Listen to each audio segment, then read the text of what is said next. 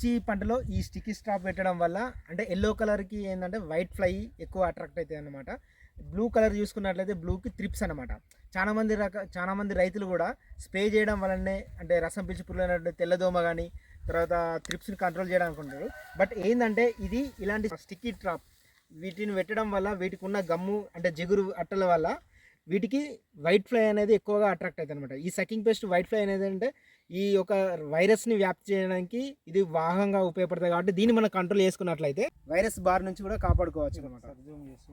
ఈ ఎకరానికి 15 నుంచి 20 దాకా ఈ రైతు పెట్టుకోవడం జరిగింది. దీని యొక్క కాస్ట్ కూడా తక్కువనే, 20 రూపాయలే. ఇదేంటంటే ఒక వరుసలు అంటే ఒక గాలి వచ్చే దిశకు మనం పెట్టుకున్నట్లయితే ఈ జిగురు అట్టలకు ఉన్నటువంటి గమ్ము వల్ల ఈ ట్రిప్స్ కానీ అదేవిధంగా తెల్లదోమ కానీ ఈ రెండు కూడా అతకి మనం స్ప్రే చేయకుండానే ఆటోమేటిక్గా ఎంతో కొంత రైతు ఆ స్ప్రే యొక్క ఖర్చును మనం మిగుల్చుకున్నట్టు అవుతుంది.